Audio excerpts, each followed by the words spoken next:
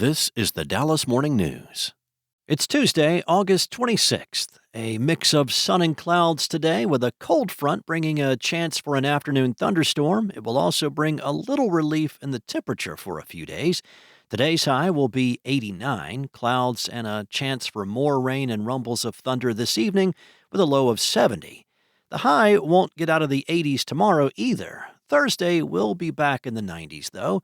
But another cold front is on the way that may drop temperatures back to the 80s by the time the holiday weekend comes around.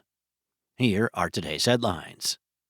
A DART bus crashed at White Rock Station on Monday morning, injuring 5 people. According to a Dallas Fire Rescue spokesman, emergency crews were dispatched around 5:45 a.m. to the parking lot of the station on East Northwest Highway, where the bus had crashed into a tree.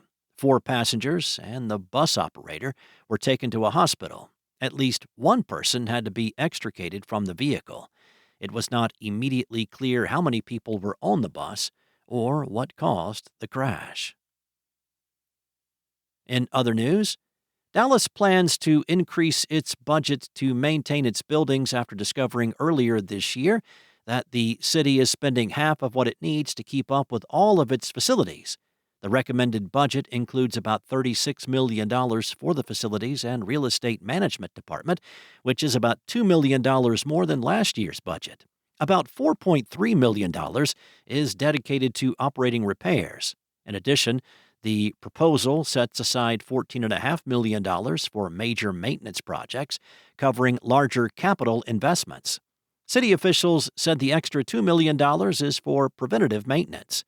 The push comes after recent incidents underscored the city's backlog of repairs, including a broken water pipe that flooded Dallas City Hall's council chambers earlier this summer and roof damage at the municipal court building following heavy rains. Next up, with less than 3 weeks to go before the second special legislative session ends, Governor Greg Abbott is still waiting for nearly all of his priorities to land on his desk. The first one to hit will be a new congressional map of districts that is designed to flip 5 seats to favor Republicans in Washington, a plan pushed by President Donald Trump that has torn apart the Texas legislature in recent weeks. Legislation dealing with flood relief and disaster response are in negotiations between the House and Senate, and a couple of bills addressing property taxes, state judges, and police personnel files have passed the Senate and were on track to win preliminary approval in the House on Monday. Many other Abbott priorities, of which there are 24 on the special session agenda, are still waiting to pass before lawmakers run out of time on the 30-day session, which began August 15th.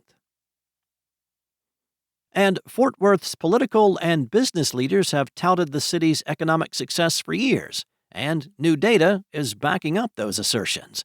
Among large American cities, Cowtown ranks 5th best for economic growth, buoyed largely by strong marks in education and international trade. That's according to a new study from Coworking Cafe. In fact, Fort Worth ranked significantly higher than Dallas, the co-motor of North Texas's booming regional economy, which checked in at number 15. Titled Rising Powerhouses, the Cities Making America's Economic Future, the report was published last week, and it sought to provide broad economic comparisons of American cities categorized by population. Thanks for listening. For more on today's stories and the latest breaking news, visit dallasnews.com. Enjoy your day, and I'll be back tomorrow with more from the Dallas Morning News.